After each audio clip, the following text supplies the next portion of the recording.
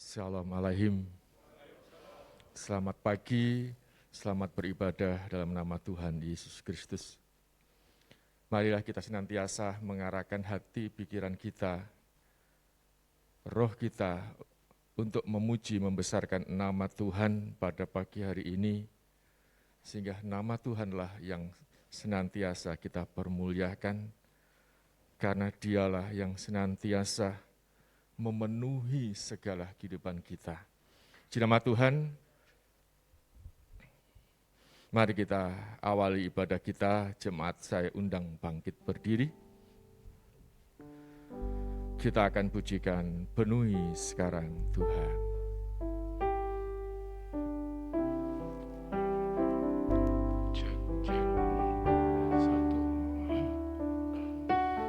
Haleluya, Yesus.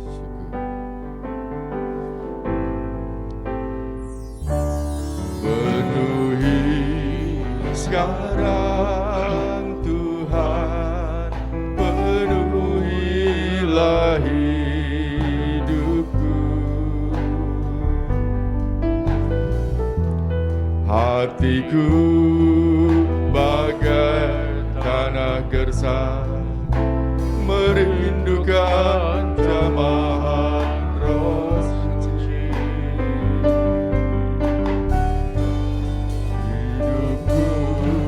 Bagai bejana ku bawa ke sungai-Mu Tuhan. Ingin ku reguk kesejukan air hidup-Mu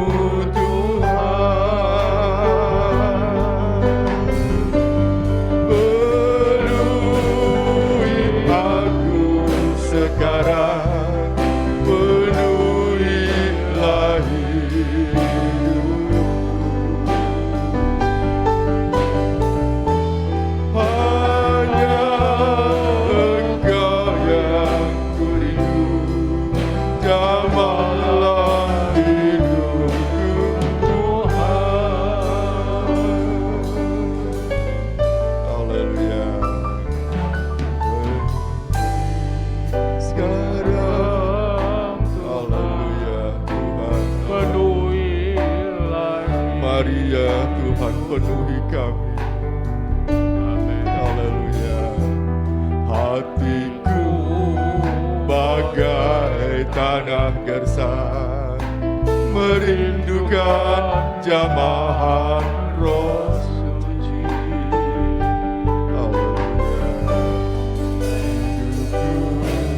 Bagai bejana ku bawa ke sungai-Mu Tuhan. Ingin ku reguk kesejukan air hidup-Mu Tuhan.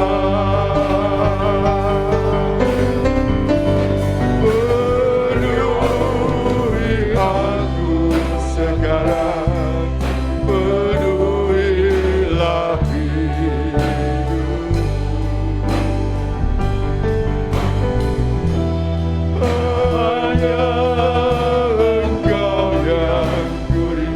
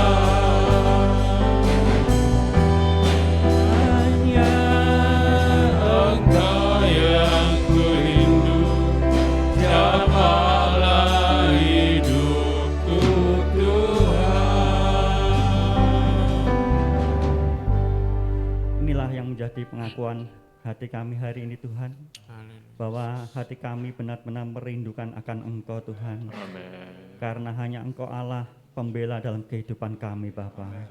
Terima kasih Yesus, terima kasih Tuhan buat pagi yang indah ini Tuhan. Kami boleh hadir di tempat ini, semua karena kasih kemurahan-Mu yang berlaku dalam kehidupan kami saat ini Bapa. Biarlah kami saat ini boleh hadir dengan hati yang penuh merindukan akan Engkau Tuhan. Engkau urapi anak-anak-Mu Bapa saat ini Tuhan yang hadir tempat ini Bapa. Biarlah kehadiran kami boleh membawa berkat damai sejahtera hanya daripada Engkau Tuhan. Anak-anak-Mu yang ambil bagian pelayanan, baik memimpin pujian, bermain musik, terlebih Kau urapi hamba-Mu yang Kau percayakan untuk menyampaikan kebenaran firman-Mu Bapa. Amin. Biarlah apa yang keluar dari lidah mulut hamba-Mu hanya boleh berasal daripada Engkau Tuhan. Amin. Terima kasih Tuhan, terima kasih Yesus.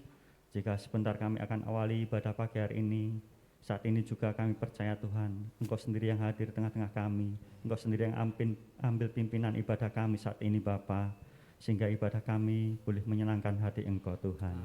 Terima kasih Tuhan, kami akan awali ibadah pagi hari ini hanya di dalam nama Tuhan Yesus Kristus. Kami sudah berdoa dan mengucap syukur. Haleluya. Amin. Silakan duduk. Salam alaikum. Waalaikumsalam. Ada sukacita saudara? Amin. Kita boleh bersukacita karena saat ini kekuatan untuk kita boleh hadir tempat ini hanya berasal dari Tuhan. Mari kita memberikan yang terbaik untuk kemuliaan nama Tuhan.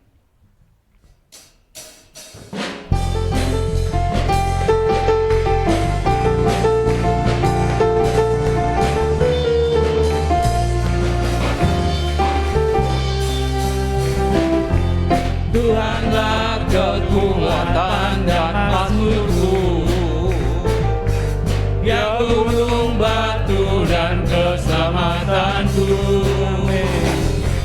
Hanya padamu hatiku percaya, dalam menara dan kota perlindungan. Ku mau selalu bersyukur sebab cintamu padaku takkan pernah berubah. Hatiku percaya walau bumi bergoncang, gunung-gunung beranjak, namun kasih setiamu tak pergi dariku.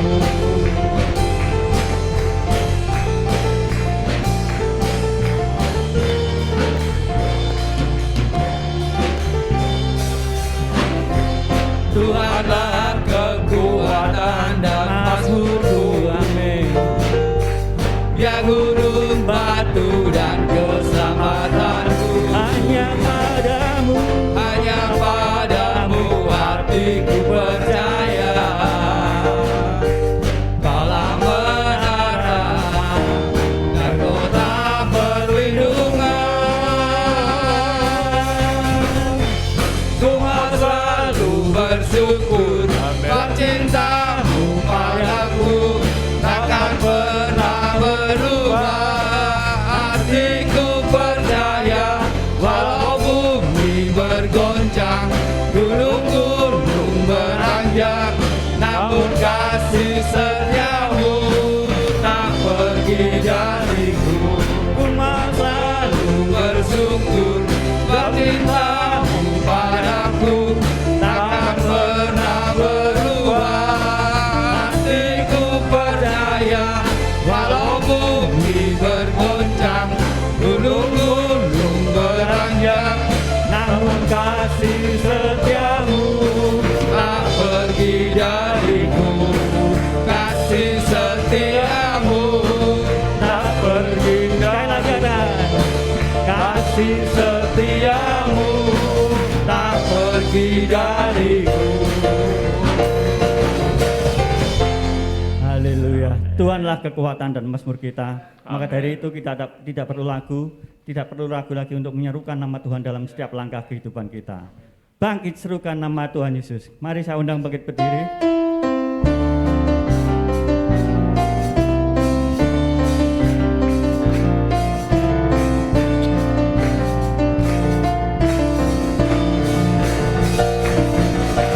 Bangkit serukan nama Yesus, amin.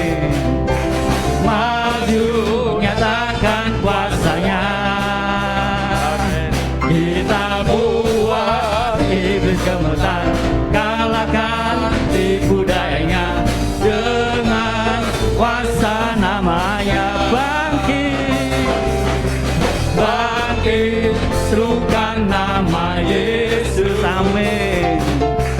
Maju, nyatakan kuasanya,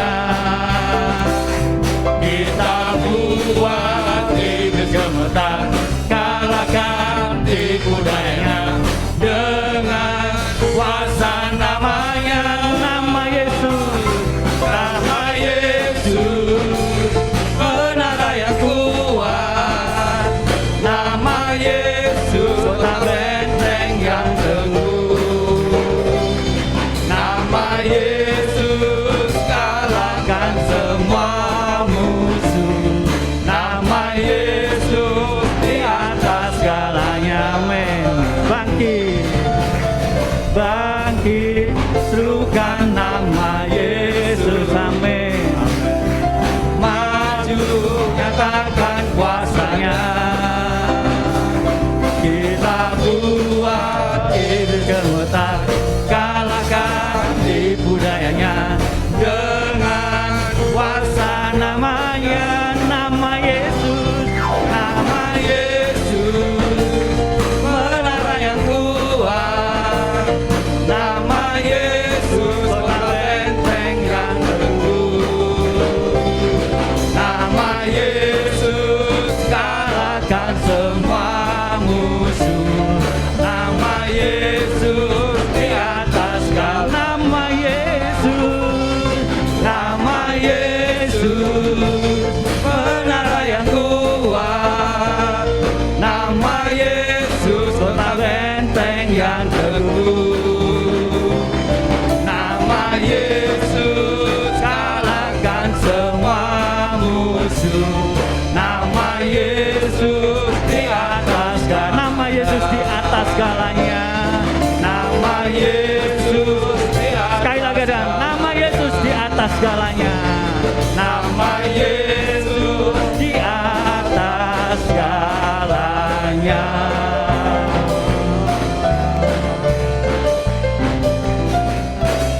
Amin. Kita tetap berdiri. Saudara percaya bahwa nama Yesus di atas segalanya dalam kehidupan kita. Amin. Mari kita siapkan hati pikiran kita untuk kebenaran firman Tuhan. Biarlah firman Tuhan yang kita terima tidak berlalu sia-sia dalam kehidupan kita. Amin.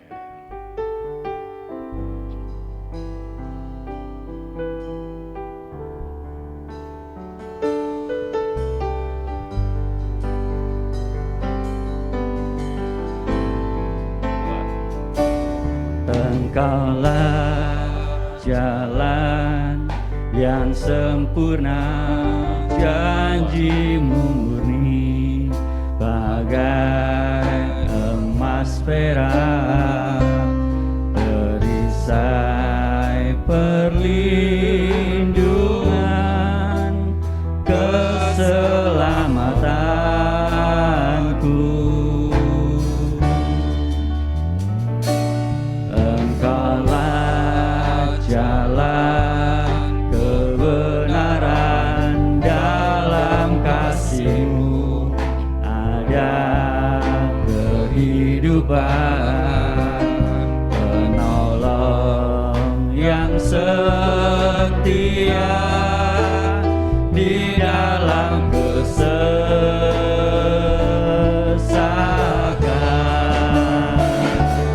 bagaikan langit yang membentang,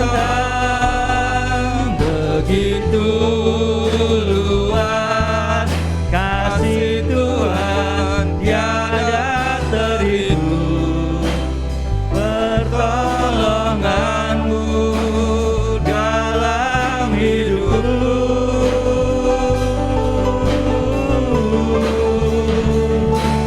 Bagaikan dalamnya samudra, begitu dalam kasih Tuhan tiada terhitung, kesetiaan-Mu dalam hidup.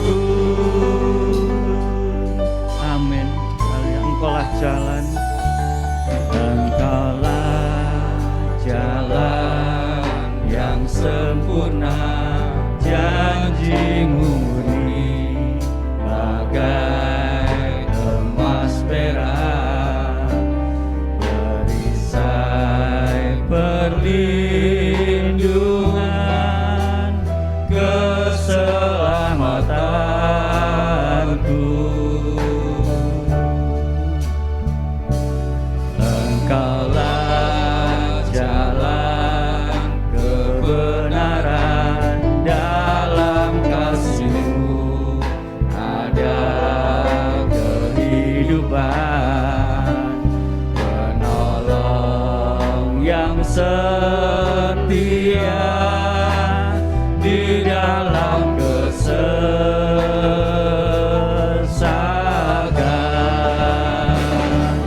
Bagaikan langit yang membentang, begitu luas kasih Tuhan tiada terhitung.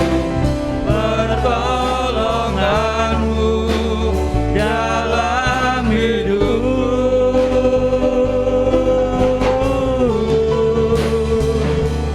bagaikan dalamnya samudra, begitu dalam kasih Tuhan tiada terhitung.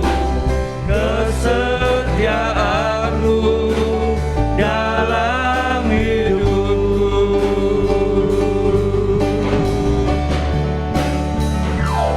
bagaikan langit yang membentang, begitu luas kasih Tuhan tiada terhitung. Pertolongan-Mu dalam hidupku,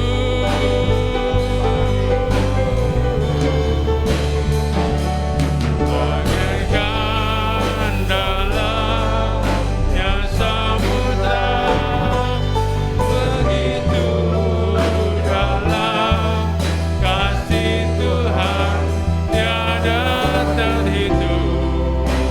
Kesetiaan tiada terhitung, tiada terhitung. Kesetiaan tiada terhitung, Tuhan tiada terhitung. Kesetiaan-Mu dalam hidupku.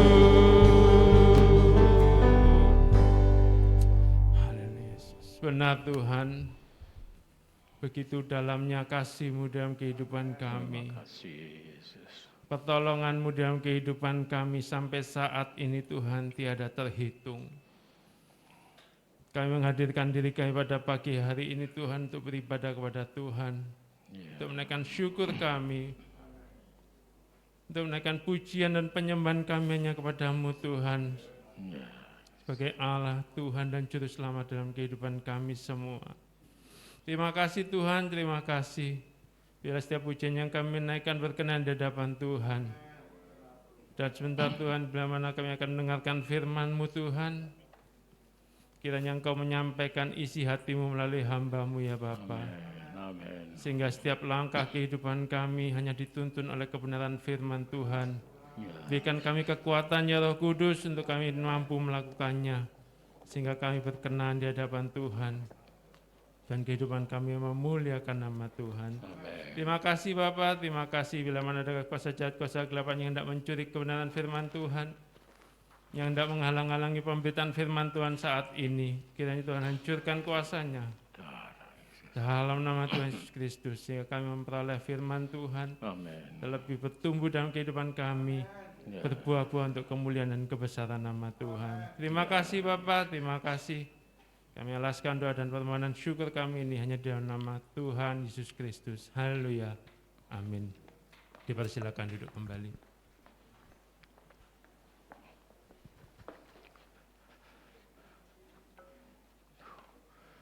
Selamat pagi Bapak Ibu sekalian.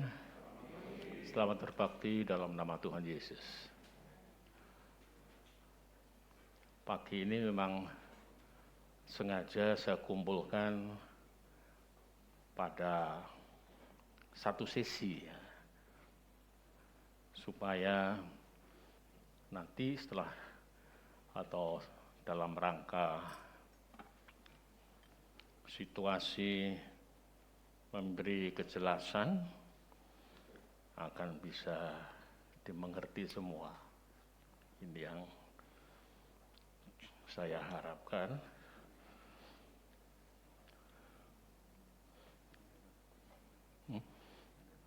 Ya, sedikit. Oh.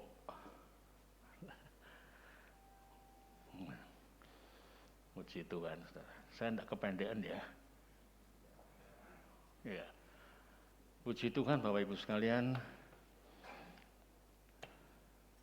Kita akan bersama-sama memeriksa firman Tuhan dalam tema yang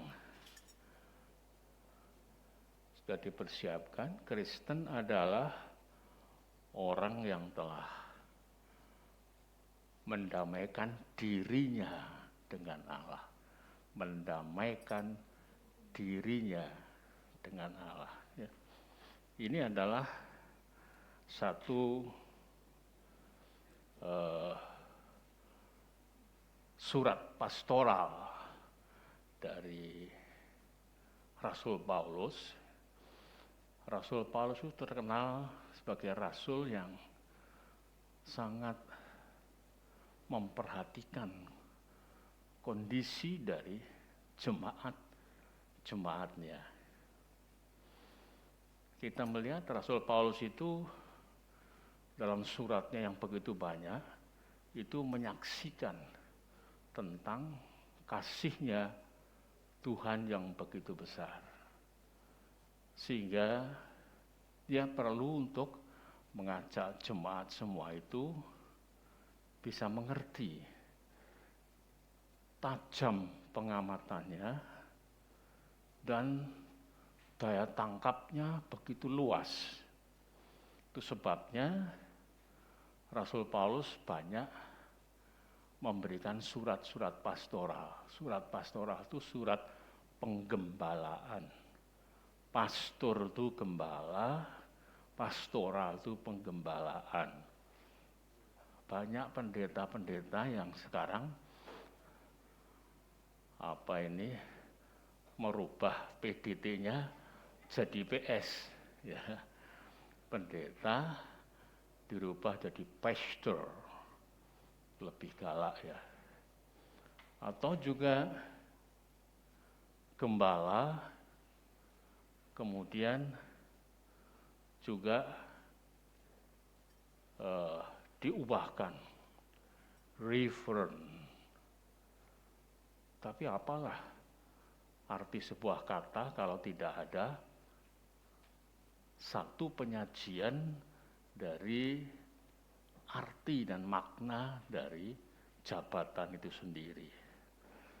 Pendeta itu diambil dari dasar kata pandito. Itu dari bahasa Jawa, diambil dari bahasa Sanskerta atau Sanskrit. Maka itu orang Jawa kalau menerangkan itu tentang kependetaan itu dalam. Tapi kuncinya ada di Kristus. Jadi saudara ya. Maka itu ada satu kalimat yang satu pedoman kata yang dinyatakan begini. Ojo dadi pendeta yen ora bisa mendetani awake dhewe. Oh, jelek gitu kan saudara? Iya apa enggak? Dan itulah Paulus, dia menyatakan itu karena itu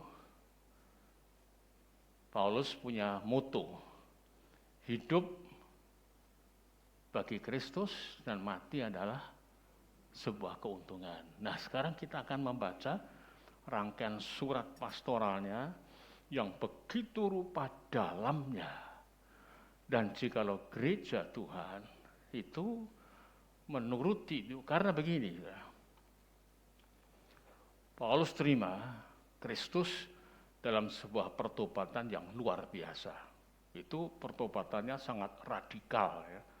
Tidak nunggu besok, tidak nunggu lusa, tapi saat itu juga tatkala bertemu dengan Yesus di dalam satu fenomena yang sangat luar biasa, itu menghapus semua kesan dari ketersohorannya, kesan dari ketokohannya secara duniawi.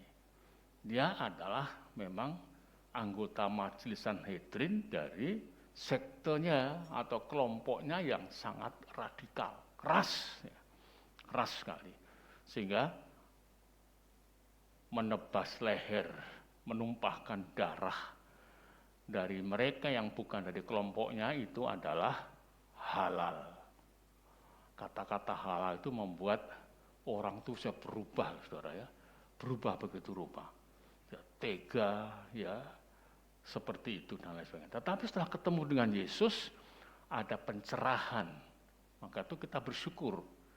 Pada otak kita ini ada titik God spot-nya.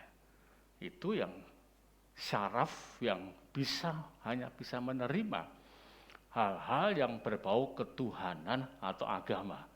Nah, itu merupakan satu anugerah Tuhan. Dan saya nyatakan itu jejak Tuhan itu ada di seluruh hidup kita ini. Saya tidak mengarahkan ke sana, tetapi saya ingin mengarahkan kepada kita melihat bagaimana kemudian Rasul Paulus dalam menuliskan itu di 2 Korintus, pasal yang kelima, ayat 11, cukup banyak ya, sampai dengan 21. Kita simak pelan-pelan dan bersyukur, mari kita makin berdiri. Waktunya untuk kemarin saya dengarkan, sekolah minggu digeser ke jam berapa? 8:30 ya. Oh, puji Tuhan. Padahal saya cuma mau ngomong sedikit saja tentang beberapa ibu-ibu yang ada ya. Tapi berarti saya punya waktu yang luas untuk menerangkan ini ya. Amin, puji Tuhan, saudara ya. Nah, mari kita akan baca bersama, bersaut-sautan ya. Yang ganjil bagian saya, genap bagian saudara, terus semua bersama-sama tatkala bagian yang terakhir ayat 21. Saya akan bacakan demikian firman Tuhan. Kami tahu apa artinya takut akan Tuhan. Karena itu kami berusaha meyakinkan orang. Bagi Allah, hati kami nyata dengan terang, dan aku harap hati kami nyata juga demikian bagi pertimbangan kamu.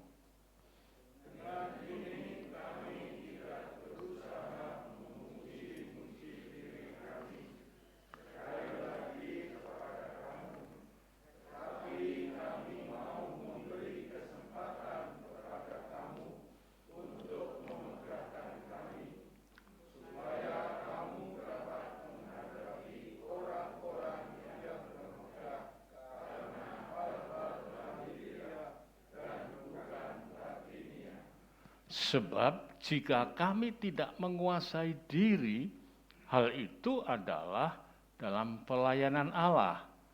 Dan jika kami menguasai diri, hal itu adalah untuk kepentingan kamu.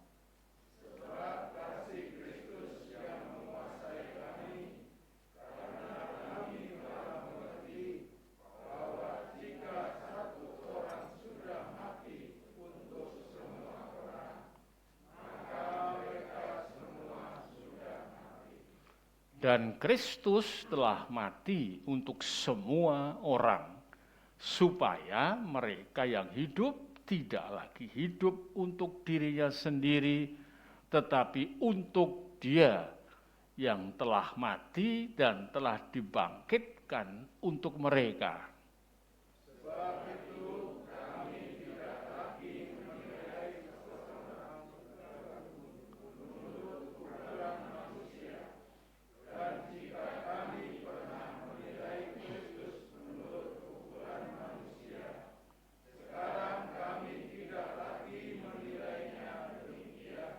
Jadi siapa yang ada di dalam Kristus, ia adalah ciptaan baru. Yang lama sudah berlalu, sesungguhnya yang baru sudah datang.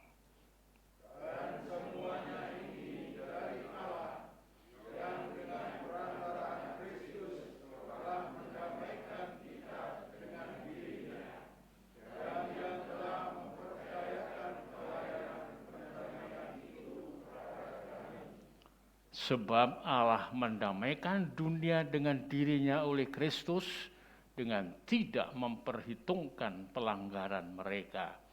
Ia telah mempercayakan berita pendamaian itu kepada kami.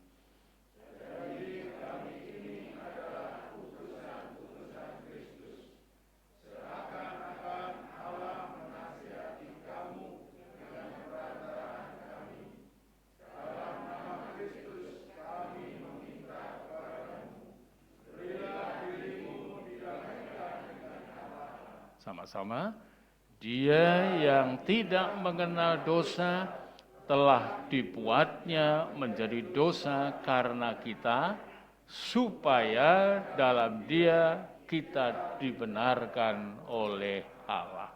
Berbahagialah aku jikalau aku mendengarkan firman Allah dan melakukannya.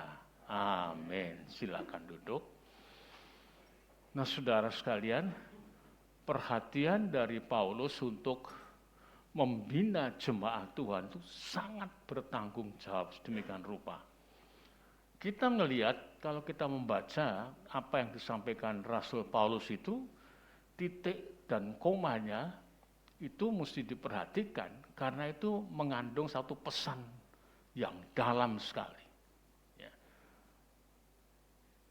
Jemaat yang di Korintus, ini jemaat, kota Korintus ini adalah dikuasai oleh jemaat Tuhan. Tetapi ini yang membuat Rasul Paulus itu menangis, membuat Rasul Paulus itu betul-betul merasakan tidak habis pikir. Jemaat Korintus kok tidak bisa masuk di dalam pertobatan yang sejati.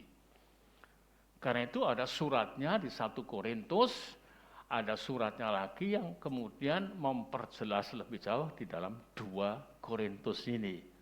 Jadi pasal-pasalnya, ayat-ayatnya itu memberikan satu bimbingan kepada seluruh jemaat yang sempat dia buka, dia layani, dan dia perhatikan sehingga akhirnya diberikan kepada gembala-gembala setempat. Tetapi Paulus masih memantau. Meskipun tidak berada di Korintus, Paulus mendapatkan beberapa laporan-laporan, jadi progress reportnya dari gembala lokal kepada Paulus untuk kemudian diseleksi, diperiksa oleh Paulus dalam rangka mengevaluasi hasil pastoralnya. Artinya adalah Paulus itu mengkoreksi dirinya, di mana tempat yang harus diperbaiki dan di mana tempat yang harus dipertajam. Karena banyak masalah-masalah, saudara ya. Kita tidak usah heran kalau banyak masalah pada waktu itu, oleh karena Kristen ini adalah satu agama, kalau boleh dibilang agama, sebetulnya bukan agama ya Kristen itu. Kristen itu adalah pengubahan kehidupan oleh karena korban Kristus. Jadi bukan sekedar agama. Ya, bukan sekedar agama. Kalau agama itu nanti masuknya kepada budaya. Tetapi kalau iman itu adalah anugerah. Jadi beda, saudara ya. Karena kalau agama masih bisa ditawar, penafsirannya masih dibuat sekte-sektenya. Tetapi kalau kesetiaan kepada Tuhan tidak dapat ditawar lagi. Bisa ngerti ya bedanya, saudara ya?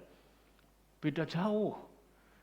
Itulah sebabnya Paulus itu gregeten gitu ya, melihat kondisinya. Cuma kalau kita baca 1 Korintus pasal yang ke-5, ayat yang pertama.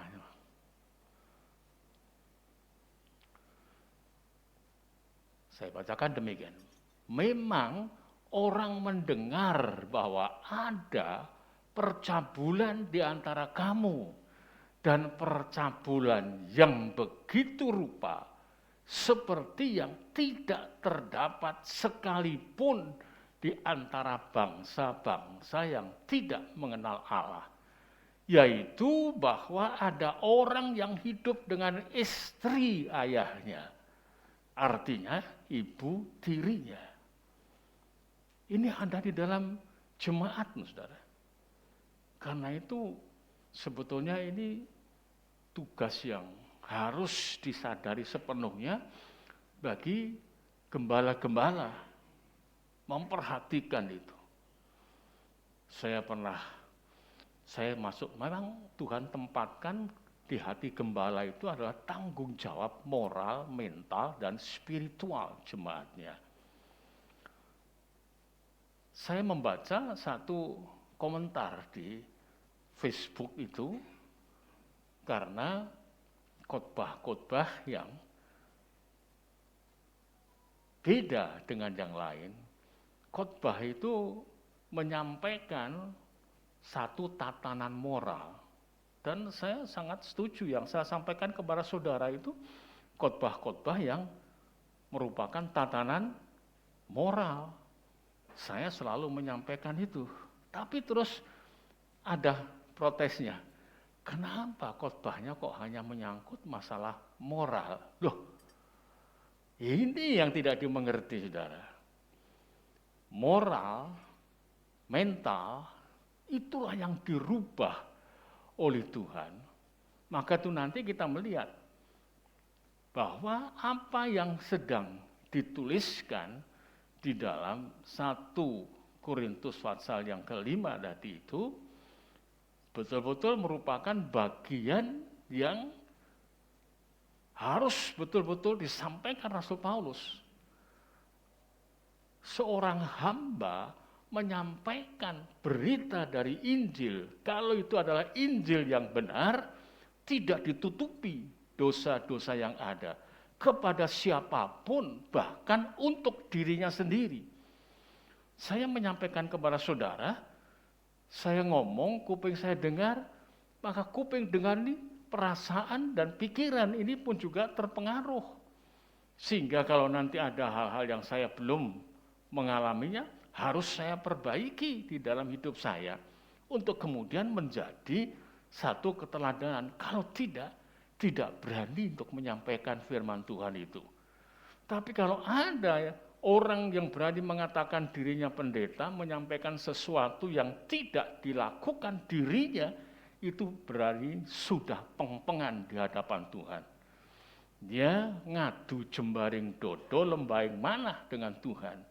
Mau mengukur Tuhan, tidak bisa. Hari-hari kita ini hari-hari yang sudah semakin tua, saudara. Abad-abad kita ini adalah abad-abad milenial, postmodern, lepas dari modern, pasca modern, lepas dari postmodern.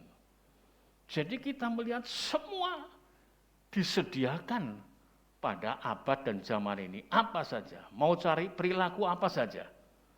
Semua dipersiapkan. Dunia ini merupakan wadah besar yang menampung dan memanjakan manusia dengan penyajian duniawinya yang sedemikian rupa dan menghapuskan semua tatanan etika, moral, dan mentalnya, yang ini mestinya modal untuk seseorang beribadah kepada Tuhan.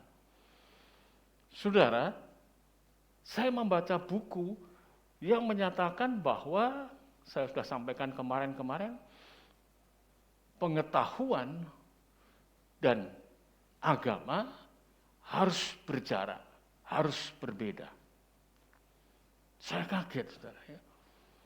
Bagaimana mungkin kalau pengetahuan dan agama, yang dalam agama itu ada iman, kemudian harus tidak boleh dipersamakan, tetapi dikonfrontasikan, diperhadapkan, sehingga kemudian di banyak hal pengetahuan berkiprah yang tidak bersumber, mereka-mereka itu orang-orang ilmuwannya itu kepada keimanannya, maka akibatnya adalah sama dengan membawa Tuhan itu ke meja operasi untuk dibedah, dipelajari tentang Tuhan itu. Ini terbalik. Karena sudah saya katakan berkali-kali bahwa awal dari pengetahuan itu adalah takut akan Tuhan. Bagaimana pengertiannya? Nah, ini perlu dijelaskan, saudara, ya, supaya jelas. Mari kita coba pakai acuannya.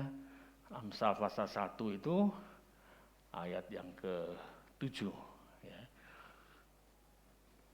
Waktu saya kan panjang kan berarti ya.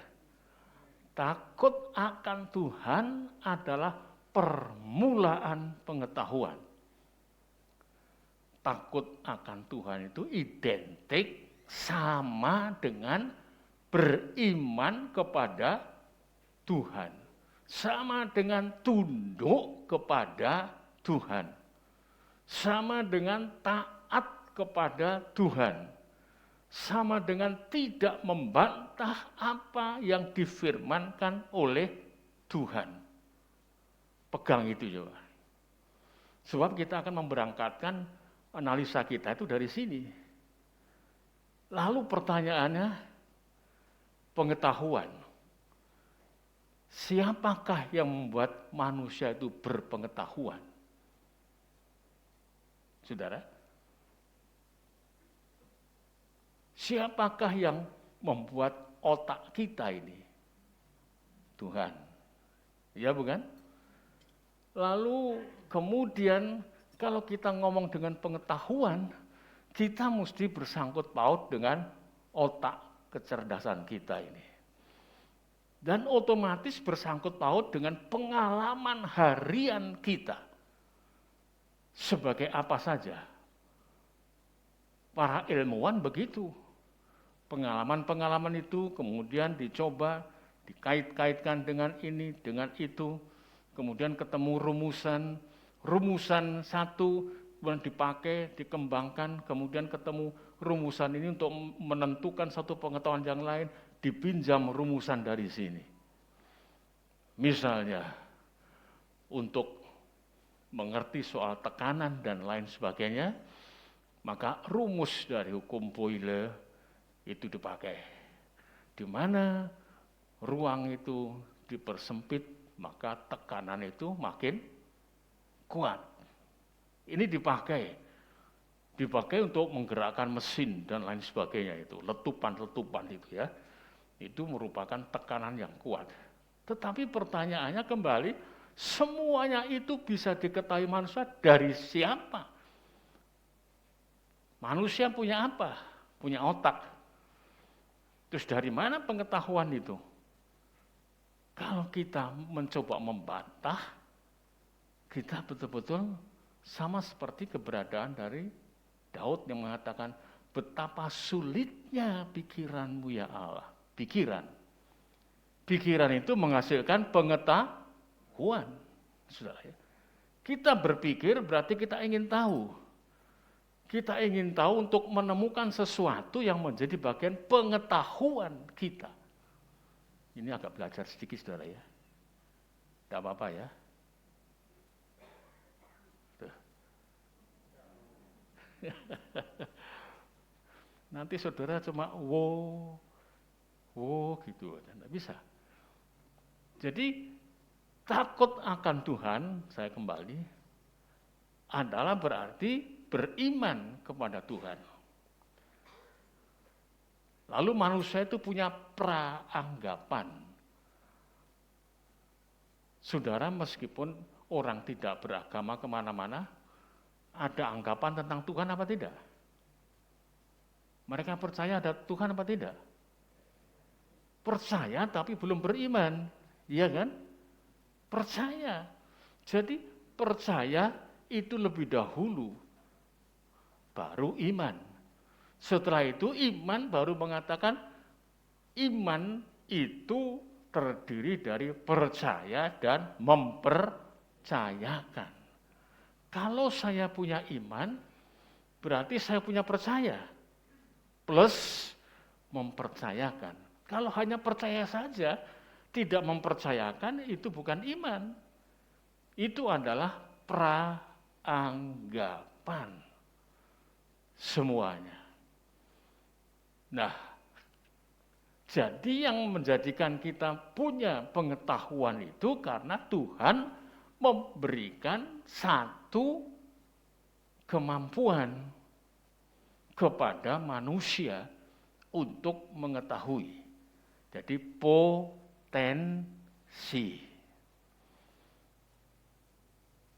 Bisa diikuti? Nah? Jadi berarti karena ada potensi untuk mengetahui, maka melahirkan satu pengetahuan.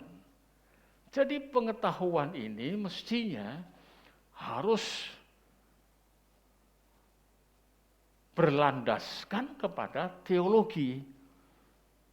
Atau teologi itu merupakan fondasional terhadap seluruh bidang ilmu pengetahuan. Rada angel ya. Tapi saya yakin ada beberapa yang bisa menangkap. Dan itu kalau bisa menangkap itu lebih bisa menambahkan iman, saudara ya. Menambahkan iman dan rasa takutnya itu bukan takut yang dalam bahasa Jawa njit-njiten. Tahu njit-njiten ya. Mbuh wong Lamongan gak ngerti aku. Ini bahasa daerah saya sana Madiun, Ponorogo itu ngerti sudah. Njit-njiten itu rasa takut-takutan. Njit-njiten itu bukan ngantuk, bukan. Jit-jiten tuh rasa takut-takutan. Mau gini takut, mau gitu. Lalu kemudian masuklah kepada pengertian gek. Bukan geklang ya. Gek ya. Gek itu jangan-jangan. Saya nanti gini, gek gini. Saya nanti gini, wah jangan-jangan ini. Begini jangan-jangan dan lain sebagainya. Nah kembali kepada pembahasan kita ini. Rasul Paulus itu pengetahuannya luar biasa. Tetapi pada waktu itu, ia rupanya memisahkan tentang fokusnya pengetahuan itu sumbernya dari Tuhan. Mestinya. Tapi dia tatkala dididik oleh Gamaliel, Gamaliel itu simbol dari pejabat yang betul-betul dia seorang tokoh. Profesor dia punya satu perguruan tinggi. Paulus mahasiswanya dari Gamaliel itu. Sehingga itu diisi Taurat yang sedemikian rupa itu kan dipecahkan begitu rupa. Dari 10 hukum menjadi berapa yang boleh saya sampaikan? 612 dari pasal-pasal ayat dan lain sebagainya, membuat beban itulah. Maka Tuhan Yesus beliau datang untuk mengembalikan itu semuanya supaya rakyat masyarakat tidak terbebani tiap hari, supaya tidak ada rasa takut-takutan. Tetapi Paulus tatkala belajar di situ, kemudian dia mengarah kepada ekstrimnya dia, sehingga membunuh, memenjarakan tidak dengan mata tertutup. Bahkan tatkala Stefanus dirajam, dia melihat dengan mata telanjangnya dan tidak berkedip. Itu bahasa saya, saudara. Berarti mentolo banget, ya kan? Dia membunuh itu tidak dengan berkedip matanya, mentolo banget. Karena itu belajarlah bahasa-bahasa yang banyak, saudara, supaya tahu, karena kejelasan-kejelasan, keterangan-keterangan, dan pemberitaan-pemberitaan terlihat bahasa. Sehingga nanti bahasa yang melenceng dan tidak itu paling tidak tahu, ngerti cara menempatkannya. Sekarang itu pengerusakan bahasa. Seperti pernah saya sampaikan beberapa hari yang lalu, ya, menggerebek, mendatangi dengan berbondong-bondong begitu rupa. Komandan Jenderal siapa itu yang Dempal itu, waktu di Papua, dia mengunjungi prajuritnya yang betul-betul sangat dikaguminya. Maka kalimatnya disangatkan, maka Jenderal Andika menggerebek seorang prajurit. Kalimat ini patut kalau dilakukan untuk hal-hal yang dinilai negatif dan melanggar hukum. Tapi sekarang tidak. Dijadikan satu penyangat, menggerebek. Dimunculkan lagi istilah yang sekarang masih belum begitu laku, teranyar. Belum begitu laku. Meskipun dicobakan oleh beberapa penulis-penulis sebutkan itu, tapi tidak laku. Nah, saudara sekalian, kembali ke sini, jemaat itu perlu diterangkan, dijelaskan dengan sejelasnya untuk menuju kepada pertobatan. Paulus merasakan itu, peristiwa bagaimana jikalau di dalam hal pengembangan pengertian keagamaannya tidak menyertakan pusat dari kehidupan orang beragama, yaitu Tuhan sendiri. Tidak dilibatkan. Tetapi yang dilibatkan adalah ucapan perintah dari tokohnya. Siapa dalam hal itu? Ahli Taurat. Kalau sudah mengatakan A, ya harus A. Mengatakan B, harus B. Saudara, kaku sekali. Waktu dia bertemu dengan Tuhan Yesus, maka barulah terbuka itu dan berubah pandangan dan gagasannya kepada orang-orang yang mereka itu bukan agama Yahudi. Dulunya kalau bukan agama Yahudi, goyim itu halal darahnya untuk dibantai. Segebok dokumen dibawa untuk menuju ke Damsyik. Tetapi di tengah jalan diubahkan semuanya itu. Sehingga dia kemudian cinta kepada jemaat Tuhan. Diarahkan begitu rupa. Melihat keberadaan jemaat di Korintus, dia ingat kepada hidup lamanya. Karena itu, kalau kita periksa, kita baca di dalam ayat yang ke-17, dituliskan di situ, 2 Korintus 5 tadi, jadi siapa yang ada di dalam Kristus, ia adalah ciptaan baru. Wah, tegas sekali. Kalau kita tahu sejarahnya, kenapa dia mengatakan begitu? Kita bisa melihat dengan cukup jelas perubahan. Semua catatan yang ada di otaknya tentang ajaran-ajaran yang tidak benar, hapus semuanya. Penegasannya lagi, yaitu yang lama sudah berlalu, sesungguhnya yang baru sudah datang. Jadi artinya datang itu hadir, bertumbuh-tumbuh tiap hari, dipertambahkan. Waktu menyampaikan bagaimana kesaksiannya, sempat menangkap orang-orang di Korintus. Orang di Korintus itu senang sekali untuk berfilsafah. Dan filsafah itu hasil dari otak-atiknya manusia. Bukan ilmu yang sebenarnya. Senang untuk bersama-sama berada di satu tempat. Kalau kita lihat zaman dulu, orang-orang mahasiswa yang sedang berguru dan dia itu ada di kampusnya itu apa? Teras, saudara. halaman, kadang-kadang kebun. Mahasiswanya 5 orang, 6 orang. Jadi kalau kita melihat sejarahnya dulu seperti itu. Dan mereka di situ suka untuk berdebat. Sokrates jadi korbannya. Karena tidak disukai, kemudian hukum mati. Caranya bagaimana? Minum racun, suruh minum racun. Jadi banyak Galilei, orang yang pintar. Dia akhirnya karena gereja tidak mau menyambung, salah satu gereja besar tidak mau menyambung kepada Tuhannya, maka membantah otak lawan otak. 10 otak, masing-masing satu dengan yang lain, kapasitasnya otak itu berbeda dalam menyerap pengetahuan. Tetapi sekarang Paulus ini dia tahu semua dianggapnya sampah. Karena itu pada ayat yang ke-11 dia menyatakan dan mengklaim ya, kami tahu apa artinya takut akan Tuhan. Paulus dan kawan-kawan yang sedang menjadi umat tebusan Tuhan dan menjadi hamba-hamba Tuhan, rasul-rasul, dia kemudian menyatu melihat ini. Kami itu tahu apa artinya takut akan Tuhan. Karena itu kami berusaha meyakinkan orang. Jadi begini, orang yang takut akan Tuhan itu, dia tidak mungkin diam.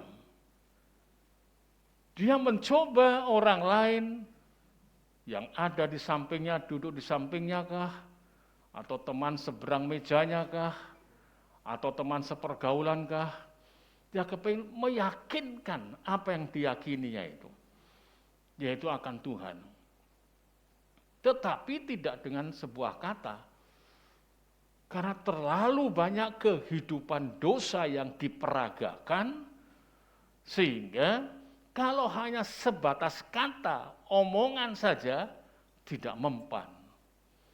Maka itu harus disampaikan dengan bukti, berusaha meyakinkan orang, bagi Allah hati kami nyata dengan terang, dan aku harap hati kami nyata juga demikian bagi pertimbanganmu. Pertimbangan.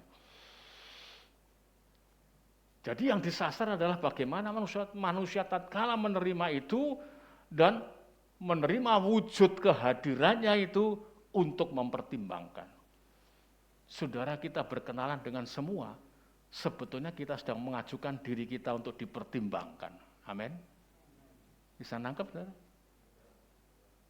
Kalau tidak ngerti kemudian hidupnya seenaknya, dia tidak ngerti.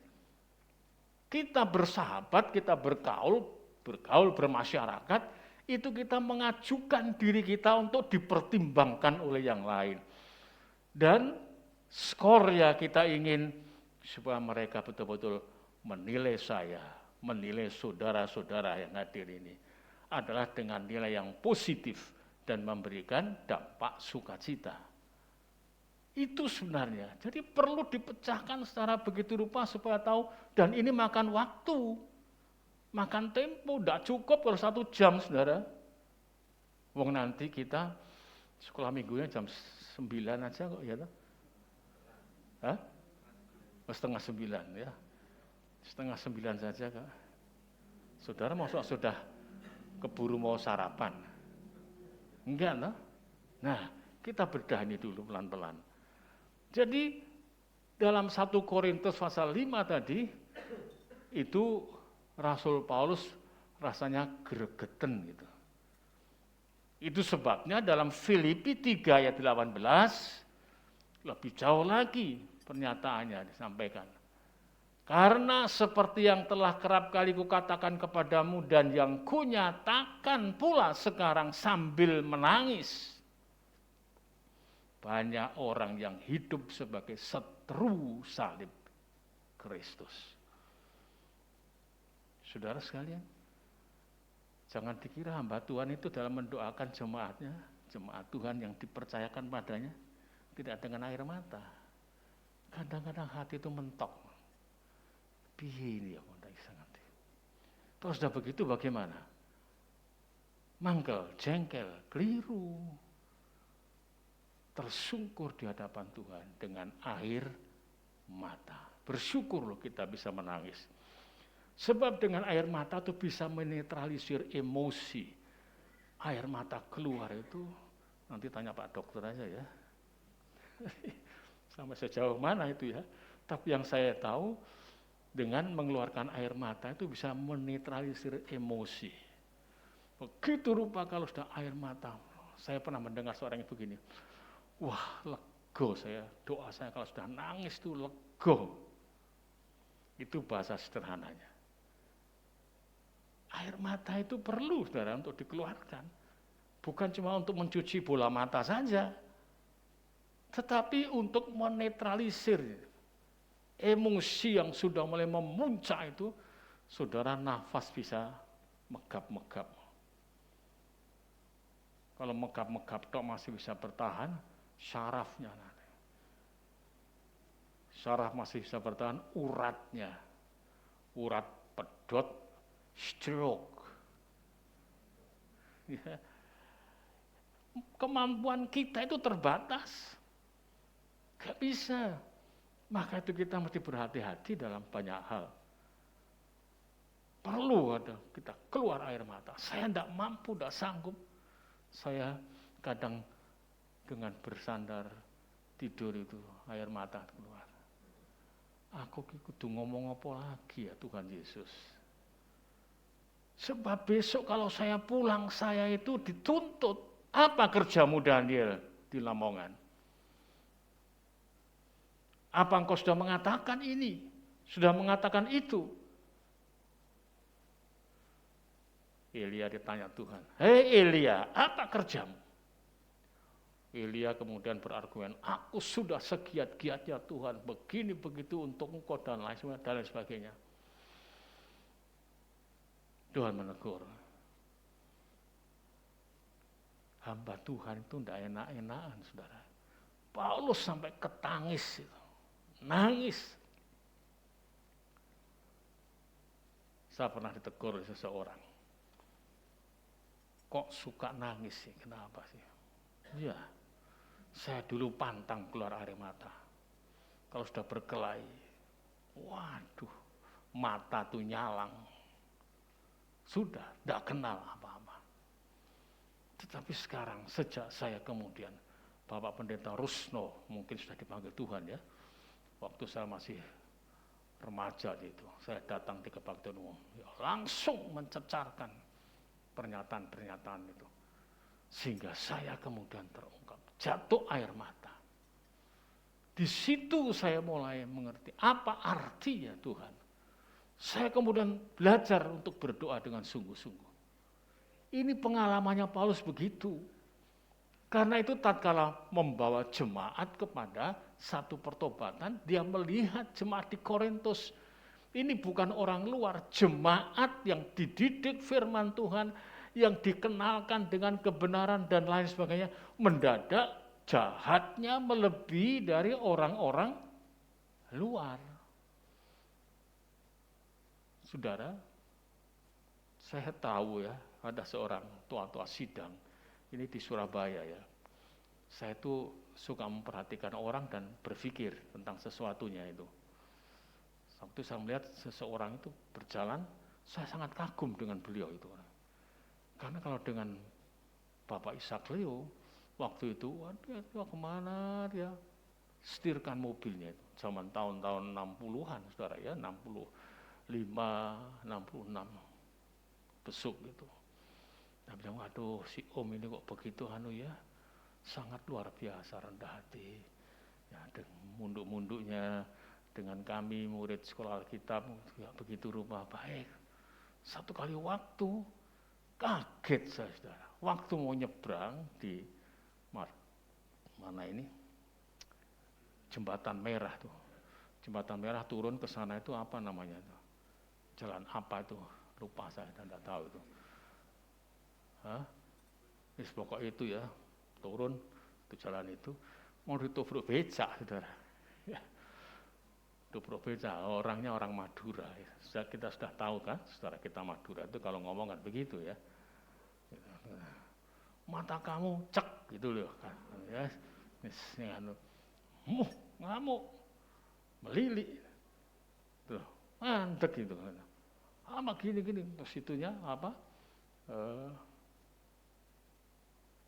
Klaksonnya becak itu kan cetar gitu kan. Jadi bukan itu enggak tahu, mungkin ada plat gitu ya, yang memang dari situ khususnya untuk apa itu, kalau dihentakkan gitu, lalu mukul ke badannya becak itu kan bunyinya kan cetar gitu ya. Saya kaget, saya bilang, aduh om ini kok begitu ya, pengantar perjamuan kudus. Pada waktu itu langsung jatuh hati saya, Tuhan kenapa begini ya, saya berpikir. Ya memang kadangkala kalau ada orang punya beban, dan satu kali beban yang tersumbat begitu rupa itu kesentil, meletup, bisa jadi seperti itu. Maka perlu kita harus jangan simpan segala sesuatu itu di dalam. Jangan simpan, keluarkan semua. Seperti saya dengar ibu-ibu kelompok yang ke Ponorogo tuh ngomong gini gitu, bagus itu. Tapi jangan jadikan omongan, tapi jadikanlah sini. Nanti maka saya mau tanya, jadi apa yang dibebankan itu? Tidak apa, kita harus ngomong dengan jujur, semua dengan benar. Nanti diterangkan wujud pastoral itu seperti itu. Nah, saudara, menjadi musuh atau seteru salib Kristus itu sudah dalam itu. Orang zaman dulu itu, waktu itu betul-betul menjaga. Masuk di dalam sinagog itu, mereka tidak berani untuk berkata-kata lain kecuali memperbincangkan firman Tuhan.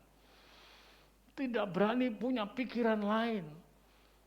Tidak berani memakai pakaian-pakaian lain. Kecuali untuk beribadah kepada Tuhan. Sekarang kita lihat banyak orang seenaknya ya. Sekarang ini bahkan pendeta pun sekarang ini seenaknya rasanya. Ya, apa yang ada di panggung pentas yang ada, pentas apa besar, pakaiannya ada, dicontoh pakaiannya, jadikan itu. Kemudian mendemonstrasikan itu. Jasnya dibuka. Jatuh semua. Emangnya dikira pendeta tok yang bisa? Pak Kiai bisa, saudara. Pak Kiai siapa itu waktu itu? Berdiri langsung. Umatnya. Jemaat di Korintus berebut kesombongannya, dirinya adalah paling punya talenta. Karena itu di sini dituliskan dengan cukup jelas supaya mereka ngerti apa artinya takut akan Tuhan. Maka harus meyakinkan orang lain bahwa dia itu adalah orang yang takut kepada Tuhan. Artinya menghormati ada, mengagumi ada, memuji-muji Tuhan ada, memperhatikan diri sendiri supaya pantas di hadapan Tuhan ada. Itu namanya takut akan Tuhan. Jadi tiap-tiap kata itu mesti dicari asal muasalnya, bagaimana kok kemudian bisa disimpulkan takut akan Tuhan itu. Cara berpakaian tidak sembrono. Kemudian dalam mendengarkan pun juga tidak sembrono. Dengarkan begitu rupa. Nah, saudara sekalian, Rasul Paulus ini rasul yang cinta jemaat Tuhan. Ini dibutuhkan pendeta yang seperti ini. Dibutuhkan gembala yang seperti ini. Sehingga kita bisa melihat dengan cukup jelas apa yang sedang dia sampaikan itu merupakan pergumulan batinnya dan keberadaan tampilannya. Karena itu jangan kiranya agama itu dikemas di dalam pengetahuan saja. Tapi iman, karena di dalam kekayaan iman itu mengandung unsur-unsur tertentu. Ada perintah, Yang kalau kita sebutkan secara global isinya perintah dan larangan. Ya bukan? Kan dua hal ini yang perlu kita ketahui. Sehingga kemudian orang kelihatan ini perintah Tuhan harus dilaksanakan. Apa saja perintahnya? Jangan membunuh, jangan berzina, jangan mencuri. Ini malah semua komplit berada di dalam jemaat yang ada di Korintus. Maka itu dalam 1 Korintus pasal yang kelima tadi, tolong bisa dibuka lagi, 1 Korintus pasal yang kelima, ayat yang pertama mulai. Memang orang mendengar bahwa ada percabulan di antara kamu dan percabulan yang begitu rupa seperti yang tidak terdapat sekalipun di antara bangsa-bangsa yang tidak mengenal Allah, yaitu bahwa ada orang yang hidup dengan istri ayahnya. Minta ampun, saudara. Ada percabulan. Sekalipun demikian kamu sombong. Tidakkah patut kamu berduka cita dan menjauhkan orang yang melakukan hal itu dari tengah-tengahmu? Ada keseganan. Sombong. Di mana kesombongannya? Ya, mereka mengatakan, aku bloknya Paulus. Aku bloknya Apolos. Aku bloknya Yesus. Maka itu Paulus marah dan mengatakan, Paulus yang menanam, Apolos yang menyiram, Tuhan yang menumbuhkan. Supaya semua itu bisa mengerti. Jadi betul-betul hidupnya itu takut, taat kepada Tuhan, patuh pada Tuhan. Sekarang banyak orang mengatakan, aku talentaku ini, gak bisa aku. Itu bukan talenta saya itu. Talenta kok kemudian dijadikan alasan untuk memilih sesuatu kerja untuk Tuhan. Kerja untuk Tuhan itu lakukan semua. Soal talenta itu Tuhan menyatakan, mana sekarang? Tuhan mengatakan, oh ini baik, ini dikasih oleh Tuhan. Jangan talenta itu memilih. Talenta itu yang menunjuk adalah Tuhan. Karunia. Bukan karena kemampuan kebisaan, tetapi karunia. Kalau itu yang dimainkan adalah karunia, urapan roh Tuhan itu turun. Tapi kita melihat di sini, ternyata orang yang di dalam keadaan berdosa tidak ditegur sama sekali. Maka ayat yang kelima dengan tegas, 45. Bila mana kita berkumpul dalam roh, kamu bersama-sama dengan aku, dengan kuasa Yesus Tuhan kita, orang itu harus diserahkan dalam nama Tuhan Yesus kepada iblis, sehingga binasa tubuhnya, agar rohnya diselamatkan pada hari Tuhan. Keras, saudara. Kalau ada gembala kemudian menyampaikan khotbah seperti ini, atau perintah seperti ini, buyar jemaatnya. Iya apa enggak? Loh, terus terang aja, iya apa enggak? Iya.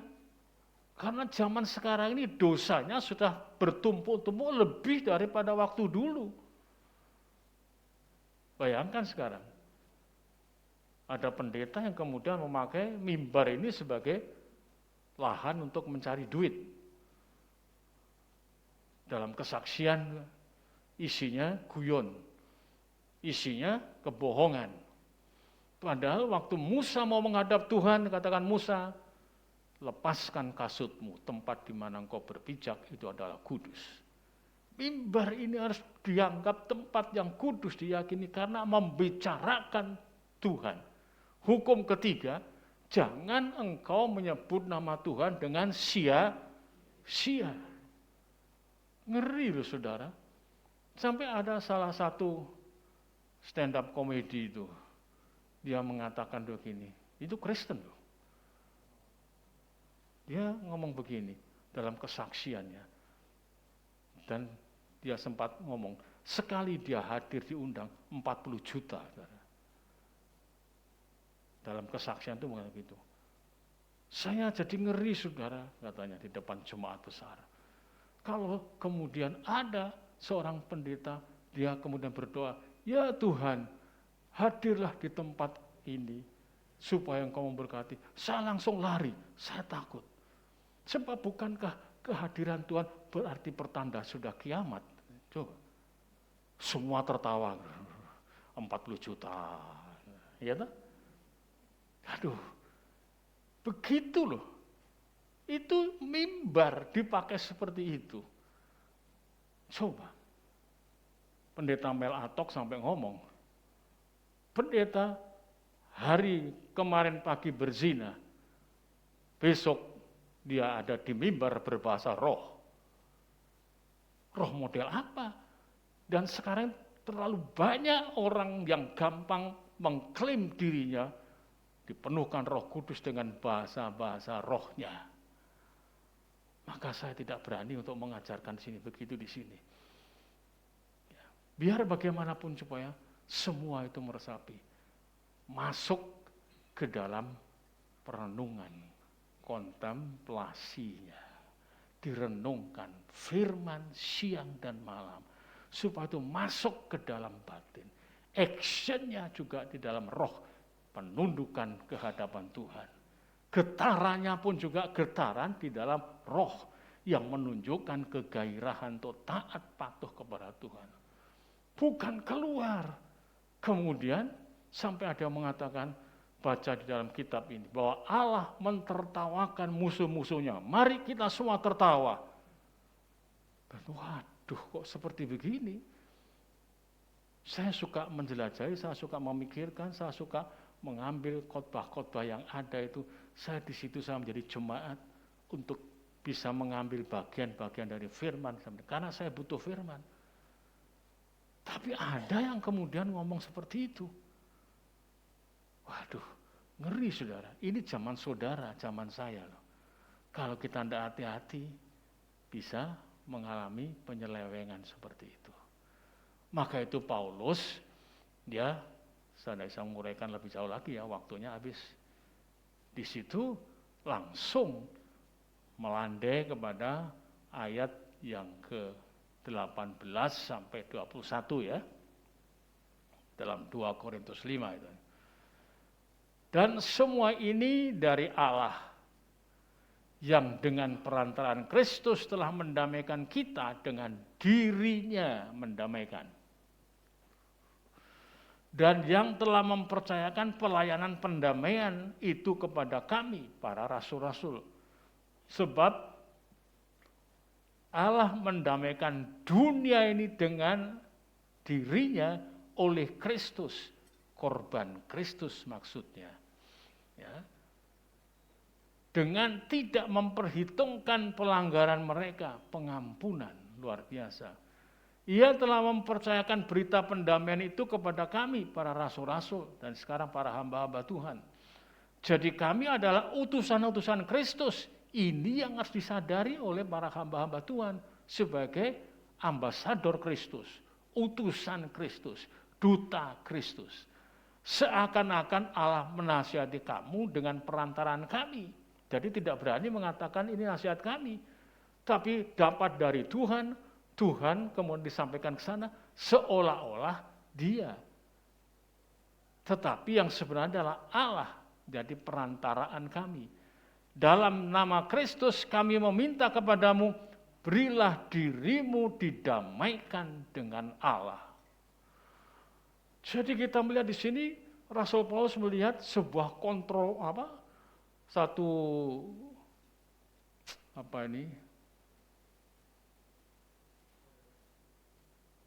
benturan ya. Jadi kontroversi yang begitu rupa antara umatnya dengan Allahnya. Padahal umat ini dididikkan sebagaimana keberadaan dari firman Allah kepada rasul-rasul. Tetapi buktinya ternyata berubah di wilayah Korintus, di gereja jemaat Korintus. Ada perzinahan yang tidak masuk di akal. Di seputaran agama, sekarang kita bisa melihat tokoh-tokoh agama sedang dibongkar semuanya. Mereka yang tidak sungguh-sungguh hanya menjadikan agama sebagai topeng kedok. Sekarang ini penjahat-penjahat seks luar biasa banyaknya berkendaraan kepada atas nama agama. Tidak peduli Kristen. Ada kan yang sudah kena sanksi 10 tahun penjara? Dulu sangat mengagumkan semua, begitu rupa. Satu lagi tumbang karena royokan harta benda. Dan lain sebagainya. Ngeri saudara. Maka itu saya juga tidak mau jemaat Tuhan yang ada di sini kemudian berubah dari seperti jemaat yang ada di Korintus. Karena itu saudara, saya tidak pernah ngelus-ngelus saudara. Tapi saya mendorong saudara, saya memberitahukan begini, begitu, dan lain sebagainya. Dengan risiko saya digerenengi di belakang, ya kan? Risiko itu memang sudah harus diketahui. Saudara kalau mau beli tempe harus, atau tahu aja, tahu di Lamongan, itu sudah harus dengan risiko, apa? Kecut. Iya kan? Kalau tahu Kediri tidak. Sudah barang tentu tidak. Tahu di Malang tidak. Tapi tahu di Lamongan, kecut kebanyakan. Beli ini kecut. Karena itu cocoknya kalau di Pacem. Kecutnya ketawur, saudara. Jadi, nah saudara sekalian, maka itu kita dituntut juga ini. Berilah dirimu didamaikan dengan Allah. Saya dengan saudara. Mari kita damaikan diri kita dengan Allah. Ini bahasa yang paling santun sekali, tetapi tajam. Damaikan dirimu dengan Allah. Yang suka bohong, jangan bohong lagi ya. Bohong itu dosa yang paling gampang, tidak usah pakai modal. Kadang-kadang cuma gedek gitu aja, tanyai orang, betul apa enggak? Gedek itu jawaban sudah merupakan dusta bisa. Dan macam-macam. Yang punya utang, bayarlah. Amin. Yang suka ganti-ganti, katanya pacar, padahal Tuhan tidak mengenal pacar. Ganti-ganti. Sekarang tidak perlu, bukan laki-laki saja, cewek-cewek juga demikian rupa. Saya coba untuk bersahabat dengan yang luar negeri, yang apa. Satu masuk, namanya. Panggil saya bukan om atau apa, tapi panggil bang. Bagaimana bang kabarnya? Kamu tahu umurku sudah 77 tahun, kau panggil aku opa ya. Baru, oh ya maaf opa ya. Tidak berani ngomong yang tidak diarahkan. Saudara sekalian, cewek itu. Aduh, ngeri ya. Maka itu marilah kita. Kristen itu adalah orang yang telah mendamaikan dirinya dengan Tuhan. Tidak ada ganjalan dengan Tuhan, tidak ada benturan dengan Tuhan, tapi berjalan bersama Tuhan. Mari kita bangkit berdiri.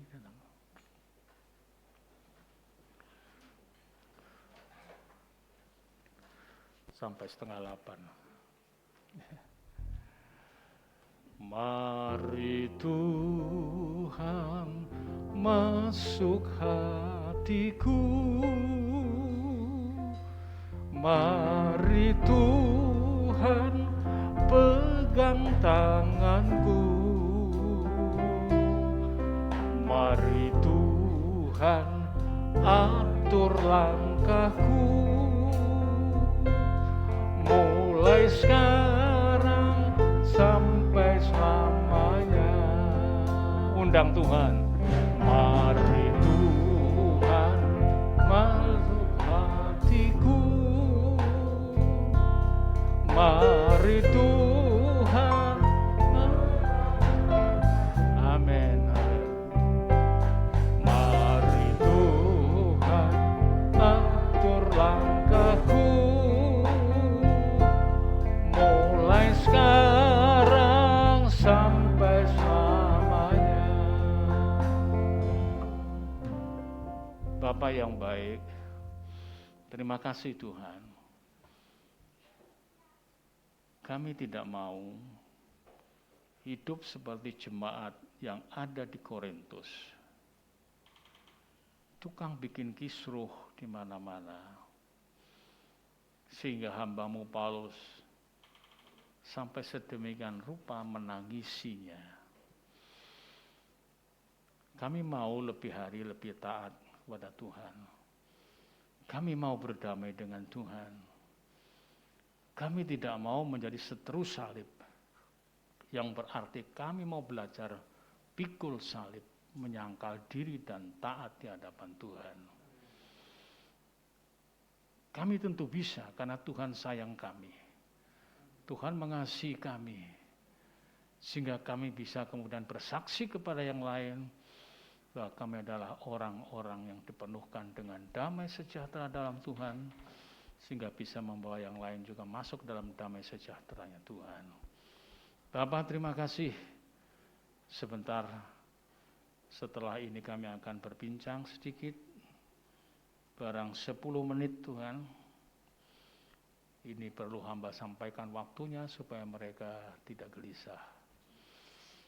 Setelah itu pulang bersama-sama dengan penuh pengertian bahwa kami semuanya wajib berdamai dengan Allah. Terima kasih Tuhan. Terima kasih Yesus. Kita angkat tangan di hadapan Tuhan. Segala hormat syukur naikkan kepadamu,